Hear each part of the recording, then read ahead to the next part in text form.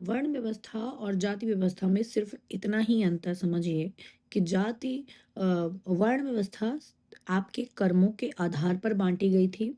यदि आप पढ़ाना लिखाना या आप ज्ञान देना आपको अच्छे से आता है तो आपको ब्राह्मण का काम दिया गया था। जब आप क्षत्रिय थे तो क्षत्रियों को दिया गया था रक्षा का कार्य।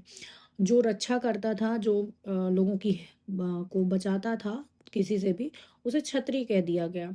और जो व्यापार करने बाहर जाते थे उनको वैश्य कहा गया। और जो शूद्र थे, जो सेवा भाव करते थे, लोगों की सेवा करते थे, उन्हें शूद्र कहा गया। लेकिन ये कर्म बदल सकते हैं। यदि पिता शूद्र का कार्य कर रहा है तो बेटा कोई जरूरी नहीं है कि वो शूद्र ही होगा। यदि वो अपने कर्म ब्राह्मण या क्षत्रिय के रख ले, या वो सेवा भाव की जगह वो रक्षा करे या ज्ञान देने लगे तो वो ब्राह्मण बन जाते थे या क्षत्रिय बन जाते थे।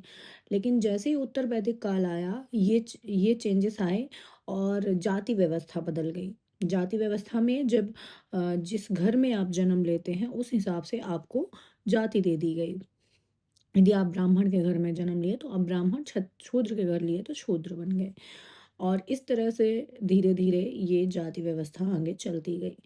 तो आप कमेंट करके बताइए कि जाति व्यवस्था अच्छी थी कि वर्ण व्यवस्था। जाति व्यवस्था में कोई ज्ञानी नहीं है फिर भी वो ब्राह्मण के घर में है, और कोई ज्ञानी है लेकिन वो शूद्र के घर में है, और उसके उसे उसे उसे नीचा दिखाया जा रहा है।